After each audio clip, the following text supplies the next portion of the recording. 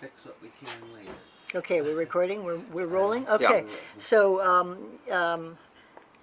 Name and yeah, your name and who you are. my name is. Where am I looking, by the way? You guys should You, talk. yeah, about you can that. talk to Okay. me. Okay, Great. great. My name is Ethan Russo. I'm a neurologist, and I've been engaged in cannabis research for about 20 years now. Currently, I'm the medical director of Phytex, a company involved in research and development related to the endocannabinoid system. Fabulous. Thank you for joining us, and that's ETHANRUSSO. Correct. All right, I got that part right. Let's see if we can go from there. So there's a lot of, Dr. Russo, as you were explaining yesterday in a presentation at this conference that we're at in Arcata, California, we're coming up with now new targets. Who knew besides CB1 and CB2, we've got a whole other target to go at. And the discoveries around the chemistry of the cannabis plant are going to continue. How do you see in the future, how will this directly affect the whole patient delivery, the kinds of delivery systems? Is smoke going to continue to be prominent? How do we begin to think about isolates and like crystalline CBD and all of those sorts of products? Give me an overview of how you think that'll happen. So the thing that's clear from your question is this is a very versatile medicine. It is composed of many different components, each of which have important therapeutic properties, but additionally the ways in which they can be used are quite varied. Smoking is not an optimal delivery system just because of the health effects. Although it doesn't cause cancer or emphysema, demonstrably it does contribute to bronchitic symptoms, phlegm, cough, and this is just not necessary for the medicinal user. Preferable would be vaporization that doesn't burn the plant, but for chronic condition, most often the best results are going to occur with oral administration or a tincture in the mouth, what's called oromucosal administration. The trends in the field certainly relate to what constitutes medicine and how it will be delivered. There's the pharmaceutical model that I think people understand. Your doctor prescribes it, you get it from the pharmacist. It should be the same every time. That can be done with cannabis. There are cannabis-based medicines now approved in 29 countries, and it may be that later in 2017, the cannabis-based medicine called Epidiolex for seizures should be FDA approved. But beyond that, the majority of people are using herbal cannabis to treat their conditions. And this is very difficult for the consumer because usually they're not able to ascertain what's really in the medicine. At best, they might learn what the content of THC is, the main psychoactive component of cannabis, or if they're lucky, there will also be cannabidiol, CBD, which is a very therapeutic other agent in cannabis that doesn't have the bad reputation or the side effects that THC can. But beyond that, there are hundreds of other possible components, especially the terpenoids, the essential oils that give cannabis its odor. These are very important, many of us feel, to the therapeutic properties of the cannabis and how it will affect somebody. They're capable of not only contributing to the benefits on pain, spasm, and other conditions, but additionally may lower the side effect profile of THC, make it a more safe medicine in the long run. So these are all considerations. Mm-hmm. And then there's the whole area of quality control. Will the consumer have the information they need to make a proper decision about the best medicine for them? Right, and that's a whole area that we're delving into, working more with doctors and nurses to try to get that information out to them. It's a tough one. So what will the role of regulation, the role of, will natural herbal healing begin to be a player in government-sponsored patents, contracts, R&D, all of that? Right. Is it going to emerge in this? Well, I sure hope so, but it's always difficult when you have politicians making decisions about what properly should be scientific and medical issues. Okay? Ideally, I'd like to see a situation where the informed physician and the informed patient mutually decide what the best approach is. And it could be with a wide variety of preparations in different forms with different kinds of administration. I'd like to see that freedom in the system.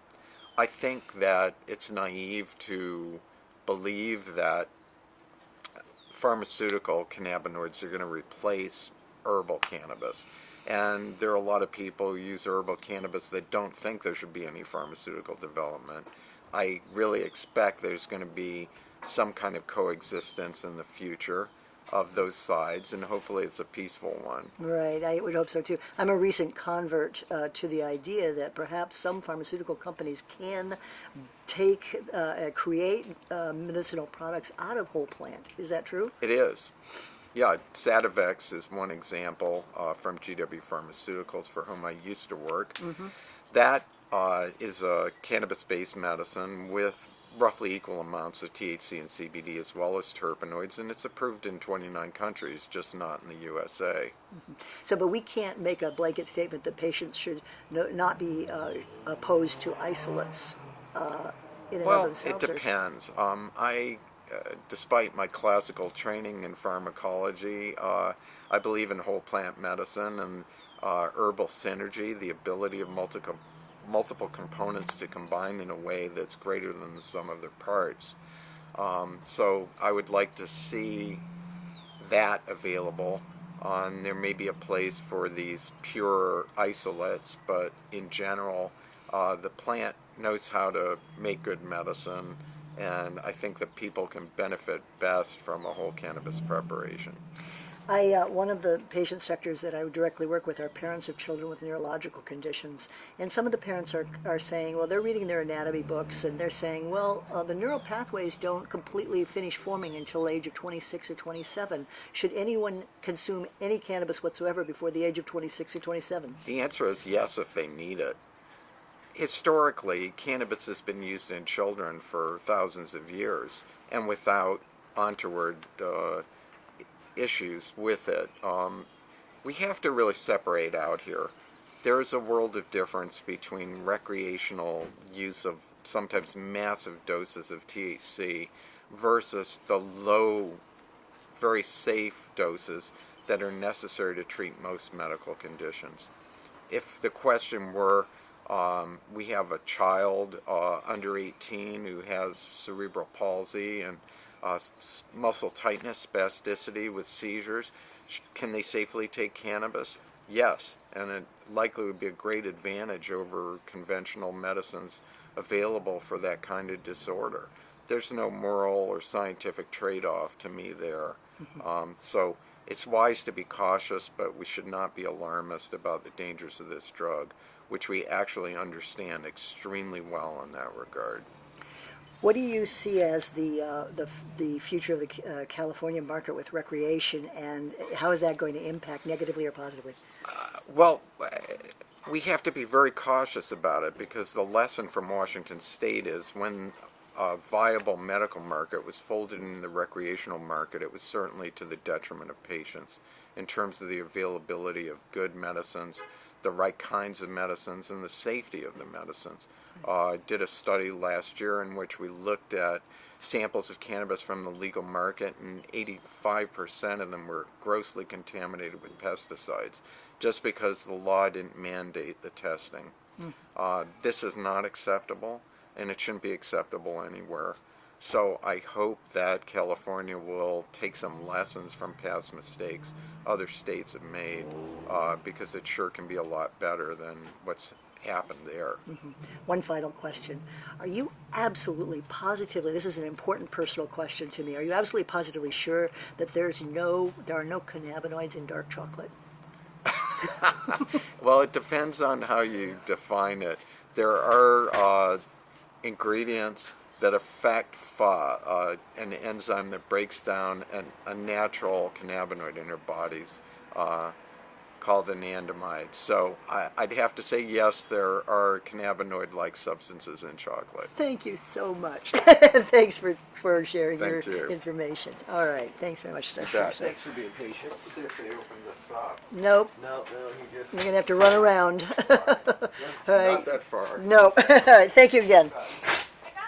Oh, hey, he's open. She's got it. I just got that. I'm trying to find my helper so he can unlock this. Wow. Requires in the background, but Okay. He's just so good. It's, you know, I just couldn't miss it. Couldn't. wish I could have. Yeah. Yeah, I know. We should have got here about just 10 minutes earlier. It would have been good. But oh well. Oh wait a minute. Let's turn off our recording. We don't need. Oh to yeah.